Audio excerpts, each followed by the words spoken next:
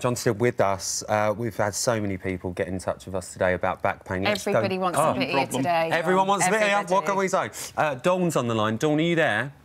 Hello. Hi, Dawn. Good morning to you. Thanks for getting in touch. You're having trouble with your husband's back, not your back. What's going on? Yes. Well, my husband's been suffering since he was 30. He's 37 now. He's got degenerative disc disease. He's been on endless amounts of medication since then, still is now. He's had 2 operations on his back to remove discs. He's now got it in his neck, which we're waiting to hear from a surgeon. It's just debilitating watching him, you know, go through so much pain every single day. And where do you go from there? You know, what do you do when you watch your husband suffer every day? Nothing seems to be working. In the end, you have surgery, which you wait a very, very long time for.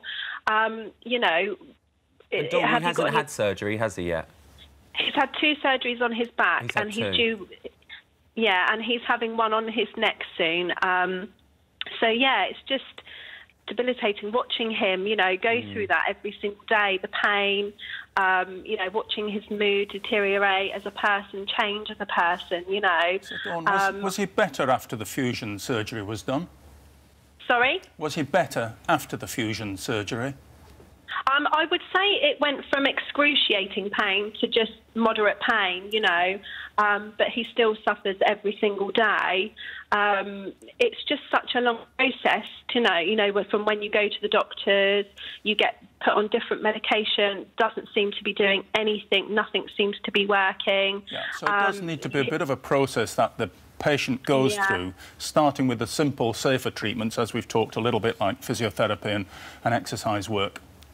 Moving on to the medications, which is clearly done as well. And he's on strong drugs, you said, so taking those is never a good thing in the long term. It's quite topical at the moment in the press, saying how people should try and get off some of these medications, but of course they may feel they need them.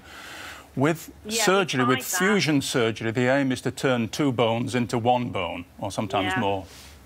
And occasionally that doesn't heal, the bones don't heal, and if it doesn't, that can certainly cause persistent pain.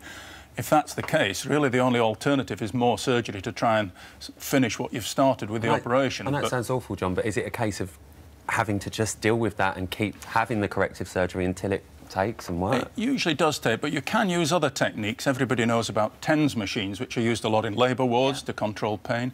There's an internalised TEN machine that you can implant into the spine that can sometimes mask the pain transmission and can make quite a difference, and probably 80% of people who have that done will get rid of more than half of their pain. So there are options, and of course looking at why he's had so many problems with his spine. Does he have a heavy job? Does he lift things awkwardly? Is he badly positioned whilst he's sitting? All of these things come into play. Well, Dawn, listen, we send love to your husband. We hope it all gets sorted out as soon as possible. We really do. Thank you. Thanks for getting in touch. Thank you.